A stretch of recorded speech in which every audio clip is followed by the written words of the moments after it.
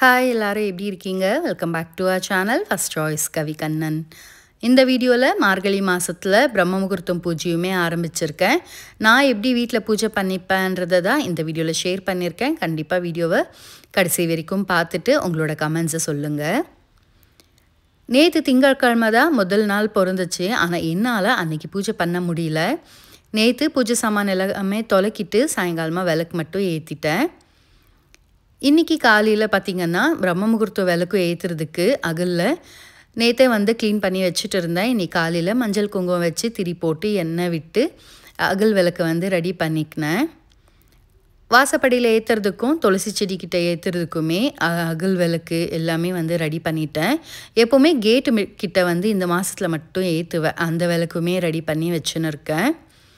நார்மலாக நம்ம அகல் விளக்கு யூஸ் பண்ணும்போது அந்த விளக்கில் பெயிண்ட் அடித்தாலும் சரி என்ன பண்ணாலும் கொஞ்சம் எண்ணெய் கசிவன்றது இருக்கும். அதே இந்த விளக்கு பார்த்திங்கன்னா நான் ஆன்லைனில் தான் வாங்கியிருந்தேன். சுத்தமாக எண்ணெய் கசிவன்றதே இல்லை. வைக்கிறதுக்கு ரொம்பவே ஈஸியாக இருக்குது. அதே மாதிரி அகல் விளக்குமே நல்ல மெயின்டெனன்ஸும் ரொம்ப ஈஸியாக பண்ணலாம். விளக்கு எல்லாமே ரெடி பண்ணிவிட்டு அதுக்கப்புறமா பூஜை ரூமில் பூ மட்டும்தான் போடணுமா இருந்துச்சு. சாமி ஃபோட்டோக்கு எல்லாமே பூ வச்சுட்டு அலங்காரம் பண்ணிக்கினேன்.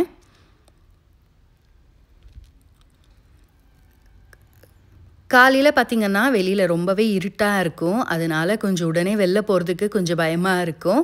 அதனால் உள்ளே என்னெல்லாம் வேலை இருக்குதோ அதெல்லாமே ப்ரிப்பேர் பண்ணி வச்சுட்டு அதுக்கப்புறமா தான் வெளில போவேன். நான் பூஜை ரூமில் எல்லாமே ரெடி பண்ணி வச்சுட்டேன். வெளியில் போயிட்டு இப்போது கோலம் போட்டு உடனே உள்ளே வந்துடுவேன். உள்ளே வந்துட்டு அதுக்கப்புறமா தான் வாசப்படி துளசி செடிக்கிட்ட எல்லாமே கோலம் போட்டு அதுக்கப்புறமா விளக்கேற்றிப்பேன். எங்கள் ஊரில் எல்லாம் பார்த்திங்கன்னா காலையிலேயே இந்த மாதிரி தண்ணி தொளிச்சிட்டு சாணி போட்டு மொழுவாங்க. பெருசாக கோலம் போட்டு இந்த மாதத்தில் கண்டிப்பாக கலர் அடிச்சுட்டு அதுக்கு மேலே புளியார் பிடிச்சி வச்சுட்டு பூசணிக்காய் பூவை வைப்பாங்க. அந்த பூ அவ்வளோ அழகாக இருக்கும். அந்த எல்லோ கலராக இருக்குமா, அந்த சாணி மேலே பூ வைக்கும்போது அவ்வளோ அழகாக இருக்கும். ஆனால் இப்போ நமக்கு என்ன கிடைக்குதோ அதில் தானே நம்ம பண்ண முடியும். இன்னொன்று எனக்கும் அந்தளவு கோலம் எல்லாம் போட வராது. ஏதோ தெரிஞ்ச கோலத்தை ஒரு 4 வச்சுருப்பேன். அதை தான் மாற்றி மாற்றி போடுவேன். வெளியில் கோலம் எல்லாம் போட்டுட்டு அதுக்கப்புறமா உள்ளே பார்த்திங்கன்னா வாசப்படிக்கிட்டேயும் மஞ்சள் குங்குமம் எல்லாமே வச்சுட்டு இன்றைக்கி செவ்வாய்க்கிழமை இல்லையா, அதனால மஞ்சள் குங்குமம் எல்லாமே வச்சுட்டு கோலம் போட்டுக்கினேன். துளசி செடிக்கிட்டேயும் கோலம் போட்டுட்டு அதுக்கப்புறமா எல்லா இடத்துலையுமே விளக்கேற்றி வச்சுட்டேன். இந்த மாதத்தில் கம்பல்சரியாக கேட் கிட்ட பார்த்திங்கன்னா 2 விளக்கேற்றி வைப்பேன். அதை தான் ரெடி பண்ணி வச்சுருந்தேன். அதையுமே ஏற்றி கேட்டுக்கிட்டேயும் வச்சுட்டேன். துளசி செடிக்கிட்ட விளக்கேற்றினோன்னா கண்டிப்பாக நெய்வேத்தியம் வைக்கணும். இன்றைக்கி கல்கண்டு தான் நெய்வேத்தியமாக வச்சுருந்தேன். கல்கண்டு நைவேத்தியமாக வச்சுட்டு இங்கேயும் சாம்பிராணி ஏற்றி வச்சுட்டேன். கேட்கிட்டையுமே 2 விளக்கு வச்சுட்டு அதுக்கப்புறமா இப்போ வாசப்படிக்கிட்ட தான் ஏற்றின்னு இருக்கேன். எப்போவுமே விளக்கு ஏற்றுறது நம்ம வெளியில் இருந்து தான் உள்ளே ஏற்றின்னு போகணும். பூஜை ரூமில் விளக்கு ஏற்றிட்டு அதுக்கப்புறமா நம்ம வெளியில் பூஜை பண்ணக்கூடாது. செவ்வாய்க்கிழமை வெள்ளிக்கிழமைனா லெமன் கட் பண்ணி வைப்பேன். அதனால் இன்றைக்கி லெமனையுமே கட் பண்ணி வச்சுட்டேன். திருஷ்டிக்கு வைக்கிறது ரொம்பவே நல்லது. எந்த ஒரு நெகட்டிவ் எனர்ஜியும் வீட்டுக்குள்ளே வராது. நல்லா வீட்டில் நல்ல ஒரு பாசிட்டிவ் எனர்ஜியை நம்ம ஃபீல் பண்ணலாம். அதனால் எப்போவுமே வாசப்படியில் லெமன் இருக்கும். இதை எடுத்துகிட்டு நான் வியாழக்கிழமை எடுத்து க்ளீன் பண்ணிவிட்டு மறுபடியும் வெள்ளிக்கிழமை கட் பண்ணி வைப்பேன். அதே மாதிரி திங்கக்கிழமை எடுத்துகிட்டு செவ்வாய்க்கிழமை மறுபடியும் கட் பண்ணி வைப்பேன். வெளியில் எல்லாமே தூபதி பாரதி எல்லாமே காட்டிட்டு அதுக்கப்புறமா பார்த்திங்கன்னா பூஜை ரூமுக்குள்ளே வந்தாச்சு. நெய்வேத்தியத்துக்கு வாழைப்பழம் தான் வச்சுருக்கேன். அம்மா கிட்ட பார்த்திங்கன்னா நெல்லிக்காய் தான் வச்சுருக்கேன். அம்மா கிட்ட நெல்லிக்காய் வைக்கிறது ரொம்ப நல்லது. ஏன்னா அம்மாவுக்கு அவ்வளோ பிடிக்கும்னு சொல்லுவாங்க. மகாலட்சுமி அம்சம் நிறைஞ்சு இருக்கும். அதனால் மார்க்கெட் போனேன்னா எப்போவுமே நெல்லிக்காய் வாங்கின்னு வச்சுட்டு நெய்வேத்தியத்துக்கு நெல்லிக்காய் தான் வைப்பேன். நிறைய பேர் அந்த நெல்லிக்காவை என்ன பண்ணுவீங்கன்னு கேட்டிங்க. அதை ஜூஸ் போட்டு குடிப்பேன். இல்லாட்டி ஒரு 5-6 காய் சேர்ந்த பிறகு பார்த்திங்கன்னா நான் நார்மலாக லெமன் ரைஸ் எப்படி செய்வோமோ அந்த மாதிரி நெல்லிக்காய் சாதம் தாளிச்சிடுவேன். நல்லா இருக்கும்.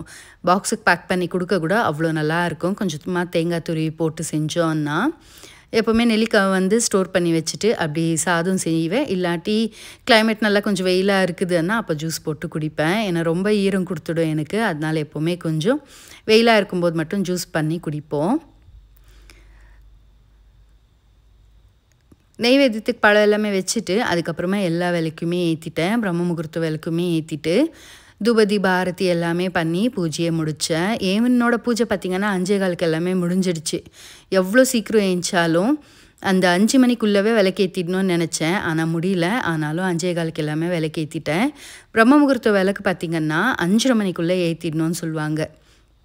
அந்த காலையில அந்த பிரம்ம முகூர்த்த நேரத்தில ஏத்துறது அவ்ளோ நல்லது. முடிஞ்ச அளவுக்கு 5 மணிக்குள்ள ஏத்திடணுன்ட்டு தான் வந்து நான் எப்பவுமே நெனைப்பேன். ஆனா இன்னைக்கு கொஞ்சம் லேட் ஆயிடுச்சு. ஏன்னா வெளியில எல்லாமே கிளீன் பண்ணின்னு வந்ததுனால லேட் ஆயிடுச்சு. 5:15க்கு தான் ஏத்துனேன்.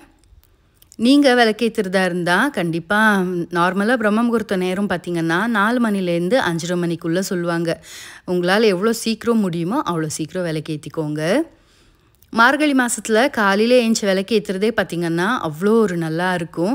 காலையில விளக்கேத்தும்போது, அந்த டே ஃபுல்லாவே நல்ல ஒரு பாசிட்டிவ் வைப் வந்து நம்ம ஃபீல் பண்ணலாம். கண்டிப்பா நீங்களும் அத ஃபீல் பண்ணியிருப்பீங்கன்னு நெனைக்கிறேன். எனக்கும் இன்னைக்கு டே ஃபுல்லாவே பார்த்தீங்கன்னா, நல்ல ஒரு பாசிட்டிவிட்டியோட தான் இருந்துச்சு. இன்னைக்கு செவ்வாய்க்கிழமைனா எப்பவுமே வந்து வெத்தல தீபம் போடுவேன். அதனால சரி 6:30 மணிக்கு அப்படி வெத்தல தீபம் போடலான்றதுக்காக அதையுமே ரெடி பண்ணி வச்சுட்டேன்.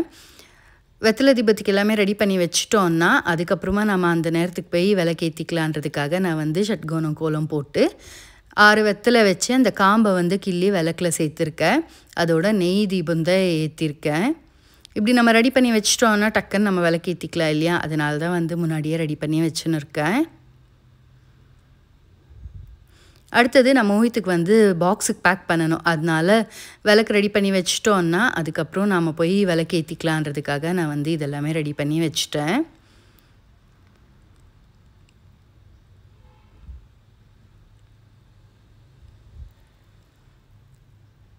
செவ்வாய்க்கிழமை மனசில் ஏதாவது ஒரு வேண்டுதலை வச்சுட்டு நம்ம வெத்தலை தீபம் போடும்போது கண்டிப்பாக நம்ம வேண்டுறது எல்லாமே நடக்கும்னு சொல்லுவாங்க. நான் வந்து எண்ணிக்கையில் எதுவுமே வைக்கல. எப்போ எல்லாம் முடியுதோ அப்போ வந்து முருகர்கிட்ட வந்து இந்த வெத்தலை தீபம் ஏற்றுவேன். வெத்தலை தீபத்துக்கெல்லாம் ரெடி பண்ணி வச்சுட்டு பிரேக்ஃபாஸ்ட்டுக்கு இன்றைக்கி கோபி பரோட்டா தான் செய்யலான்னு சொல்லிட்டு ரெடி பண்ணியிருக்கேன். பூஜை வேலை எல்லாமே முடிஞ்ச பிறகு சரி கொஞ்ச நேரம் ரிலாக்ஸாக உக்காந்து தண்ணி குடிக்கலான்றதுக்காக சுடுதண்ணி தான் ஒரு கிளாஸ் எடுத்திருக்கேன். அதே சுடுதண்ணியில் பார்த்திங்கன்னா கோபிக்கும் கொஞ்சமாக மஞ்சளும் உப்பும் போட்டு சுடுதண்ணி ஊற்றி சோக் பண்ணி வச்சுருக்கேன். நான் ரிலாக்ஸாக உக்காந்து இப்போது தண்ணி குடிச்சுன்னு இருக்கேன். அந்த காலையில் விளக்கு எல்லாமே ஏற்றிட்டு உக்காந்து பார்க்கும்போது அவ்வளோ அழகாக இருக்கும். ஆனால் என்ன தான் நம்ம செஞ்சாலும் இந்த மாதம் எல்லாமே தான் செய்ய முடியுது. இதை வந்து அப்படியே கண்டினியூ பண்ணணும்னு நானும் நினைக்கிறேன். ஆனால் முடிய மாட்டேங்குது. யாரெல்லாம் என்ன மாதிரியே ஃபீல் பண்ணி பண்ணாமல் இருக்கிறீங்கன்றத கண்டிப்பாக கமெண்ட்டில் ஷேர் பண்ணுங்கள். அப்போ எனக்கு கொஞ்சம் மனசுக்கு ஆறுதலாக இருக்கும்.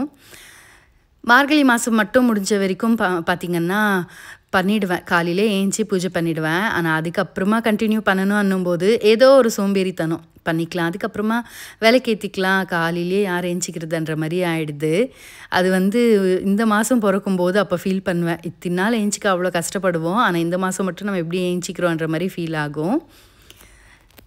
ரிலாக்ஸாக உட்காந்து தண்ணி குடிச்சிட்டு இப்போது கோபி பார்த்திங்கன்னா நல்லா ஸ்ட்ரெயின் பண்ணி வச்சுட்டேன். அதுக்கப்புறமா ஒரு வெங்காயம் கோபியும் இந்த இதில் தான் வந்து சேர்த்துருக்கேன்.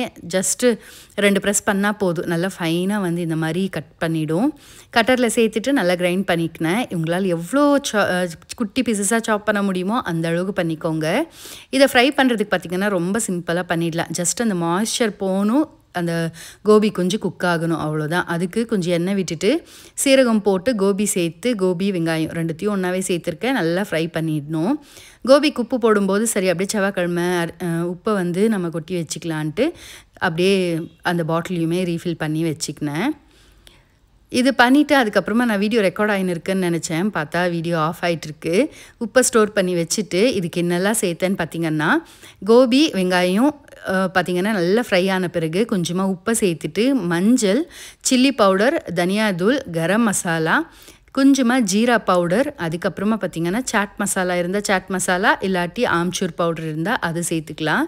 என்கிட்ட ஆம்ச்சூர் பவுடர் இல்லை, அதனால சாட் மசாலா தான் கொஞ்சம் சேர்த்தேன்.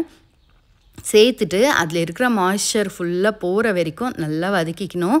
ஒரு 5-6 நிமிஷத்துலேயே பார்த்திங்கன்னா நல்லா குக் ஆகிடும். நான் போட்ட குவான்டிட்டி பார்த்திங்கன்னா இன்றைக்கி ஒரு 6 சப்பாத்தி வந்துச்சு. அந்த அளவுக்கு தான் இன்றைக்கி குவான்டிட்டி நான் செஞ்சுருந்தேன். அதை ஃப்ரை எல்லாமே பண்ணிவிட்டு அதுக்கப்புறமா கொஞ்சம் ஆற வச்சுட்டு நம்ம வந்து நார்மலாக பரோட்டாஸ் எப்படி செய்கிறோமோ அந்த மாதிரி செஞ்சிட்டோன்னா டேஸ்ட் சூப்பராக இருக்கும். சைட் டிஷ்ஷெல்லாம் எதுவுமே தேவைப்படாது. நான் வந்து தயிர் வச்சு தான் கொடுத்தேன். நான் சொன்ன மாதிரி டைம் வந்து கரெக்டாக இருந்துச்சு. 6:20க்கெல்லாம் பார்த்திங்கன்னா நான் வந்து விளக்கு ஏற்றிட்டேன். ரெடியாக வச்சுருந்தேன் இல்லையா, அதனால சரின்ட்டு வந்து இன்றைக்கி நெய்வேத்தியத்துக்கு தேன் தான் வச்சுருந்தேன். முருகருக்கு தேனன்னா தேனும் தென்னமாவும் தானே ரொம்ப பிடிக்கும். அதனால நைவேத்தியத்துக்கு தேன் வச்சுட்டு 6 தீபம் ஏற்றி பூஜையை முடிச்சுட்டேன். சாம்பிராணி மட்டும் ஏற்றி வச்சு இன்றைக்கி பூஜையை பண்ணேன். அதுக்கப்புறமா பார்த்திங்கன்னா பரோட்டா பார்த்திங்கன்னா இப்படி கட் பண்ணி வச்சுட்டேன். ஏன்னா அவங்க சாப்பிடும்போது ஈஸியாக இருக்கும் இல்லையா, அதனால் அப்படி கட் பண்ணி தான் பாக்ஸுக்கு போட்டேன். இதுக்கு சைட் டிஷ்ஷாக பார்த்திங்கன்னா நான் வந்து தயிர் தான் வச்சுருக்கேன். தயிரில் கொஞ்சமாக உப்பும் சில்லி பவுடரும் ஜீரா பவுடரும் தான் சேர்த்துருக்கேன். அதை மிக்ஸ் பண்ணி சாப்பிடும்போது டேஸ்ட்டு சூப்பராக இருக்கும்.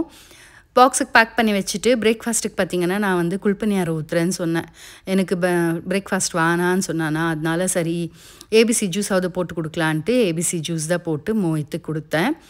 இன்னுமே மோஹித்கிட்ட சின்ன பசங்க மாதிரி பிரேக்ஃபாஸ்ட் சாப்பிட்றதுக்கு அவன் பின்னாடியே சுற்றுற மாதிரி தான் இருக்கும். காலையில் பிரேக்ஃபாஸ்ட் சாப்பிட்றதுக்கு அவ்வளோ கஷ்டமாக இருக்கும். அதனால் சில நேரம் இப்படி ஜூஸ் பண்ணி கொடுத்துடுவேன். சில நேரம் அவனுக்கே இன்ட்ரெஸ்ட் இருந்துச்சுன்னா பிரேக்ஃபாஸ்ட் சாப்பிட்டு போவான். அன்றைக்கி ஜூஸை குடிச்சிட்டு கிளம்பியாச்சு.